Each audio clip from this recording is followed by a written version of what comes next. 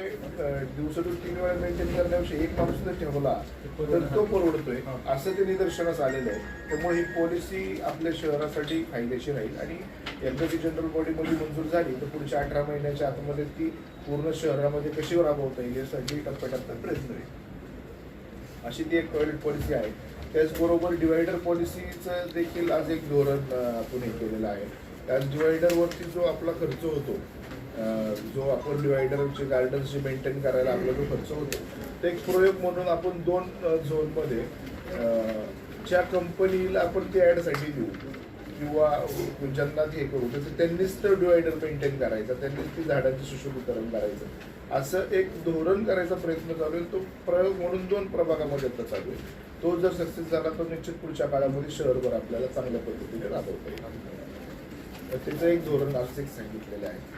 त्याचबरोबर एक महत्त्वाकांक्षी प्रोजेक्ट जो मुख्यमंत्री साहेब देवेंद्रजींनी त्याला मान्यता दिलेली आहे. आज आपले लोकप्रिय आमदार शंकरभाऊ जगताप यांची संकल्पना आहे की बाबा आपल्याकडं मेट्रो बरोबर ERTS देखील व्हावं आणि त्याचबरोबर आज सगळे परवा आमची मेट्रोला एक बैठक झाली. तर मेट्रोच्या बैठकीमध्ये मेट्रोचा मार्गाचा DPR हा आम्ही सगळ्यांनी पाहिला. तो येणाऱ्या काळात GBच्या मीटिंगला येईल, तो देखील मंजूर होईल.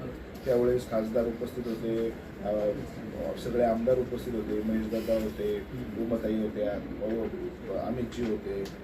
आम्ही सगळ्यांनी शंकरभाऊंनी आम्ही तो सगळ्यांनी पाहिल्यानंतर त्याच्यामध्ये काय ॲडिशन्स काय सबमिशन्स करता येतील याचा आम्ही सर्व गटनेते महापौर यांनी सगळ्यांनी आम्ही एकत्रित त्याच्यामध्ये काही सबमिशन्स केले आणि त्यावेळेस जो रूट BRT मध्ये आपल्या जो रूटमध्ये मेट्रो नाही नेलेली आपण तर त्या रूटला आपण सध्या ERTS चालू करू शकतो. आता ERTS ही जी संकल्पना आहे ही निश्चितपणे आपल्याला शहर आपलं एक सुंदर जे आहे आपलं तर ह्याच्यामध्ये अजून भर पडेल की ज्यावेळेस मेट्रोसारखी गाडी ERTS म्हणून ज्यावेळेस टायर व्हीलवरती ती जी ERTS पाळणार आहे तिच्यामध्ये साधारणपणे 250 लोक ते 240 ते 250 लोक ॲट ए टाइम बसू शकतात अशी आसन व्यवस्था ERTS बसमध्ये आहे.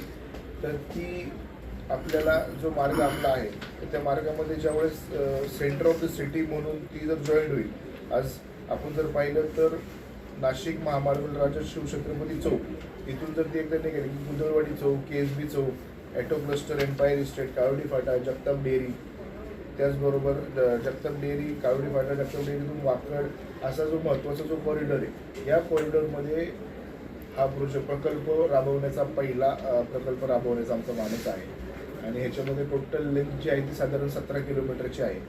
ह्याच्यामध्ये आपल्याला जो आपला आत्ताचा चालू मार्ग आहे BRTचा त्याच मार्गामध्ये ही ERTS व्यवस्थितरित्या या बसती आहे. हा प्रोजेक्ट पहिल्या टप्प्यात हा जर आपला व्यवस्थित आणि 100% तो सक्सेस होईल. तो झाल्यानंतर आपल्याला आपली मेट्रो जी BRT आहे ही आज पुण्याची पण तुम्ही पाहिली असेल की पुण्यामध्ये पण BRT होती, परंतु पिंपरी चिंचवडची BRT आज देखील सक्षम आहे आणि अजून सक्षम होण्यासाठी जर ERTS मध्ये जर आपल्याला आपण पुढे जाऊ शकलो तर निश्चित आपण त्याच्यामध्ये सक्सेसफुल असू. आपलं ट्रॅफिक त्याच्यामध्ये बरंचसं कमी होईल. म्हणजे मेट्रो कनेक्टिव्हिटीला ही centre of line ERTS connectivity झाल्यानंतर शहराच्या सगळ्या ट्रॅफिकमध्ये बराचसा फरक आपल्याला पुढच्या काळामध्ये पडलेला दिसू शकतो. चेअरमन साहेब, आपण जर बघितलं त्यानंतर मेट्रोचे जे काही मार्ग सांगितले आपण तर तोच मार्ग जर कधी आपण पिंपरी चिंचवड शहर हा कामगार नगरी आणि कामगार नगरी असताना या भागामध्ये मोठ्या प्रमाणात इंडस्ट्रीज आहे, मग MIDCतून का नाही आपण घेत? कामगारांसाठी सोयीस्कर होईल आणि ट्रॅफिक कमी करण्यासाठी आपल्याला तो फायदेशीर घेतलाय ना. ERTSचा जो मार्ग आहे ना तुमचा, मेट्रोचे मार्ग वेगळे आहेत, ERTSचा मार्ग वेगळा आहे. मेट्रो ज्यावेळेस आपण करतो तर मेट्रोचे फीडर सगळे कनेक्ट झाले पाहिजे. आज आम्ही देखील तुमच्या मनामध्ये जो प्रश्न आहे तो आम्हाला पण आला की आम्ही सुरुवातीला सांगितलं की मुकाई चौकातून जी भुजबळ चौकला जी मेट्रो जाणार आहे, भुजबळ चौकातून ती जी जगताप डेअरीवरतून परत एकदा नाशिक फाट्याला जाणार आहे, तर ही करायच्या ऐवजी आपण जर ती मुकाई चौकातून इकडे घेतली तर पहिल्या टप्प्यामध्ये डांगे चौक, कावडी फाटा आणि मग ती सांगवीला येईल तर त्यावेळेस आमच्या एक निदर्शनास आलं की मग पहिल्या टप्प्यात तशी घ्यायला हरकत नाही, परंतु हिंजवडीला जी आत्ता ऑलरेडी मेट्रो आलेली आहे भुजबळ चौकात तर त्या स्टेशनला ती कनेक्ट होत नव्हती.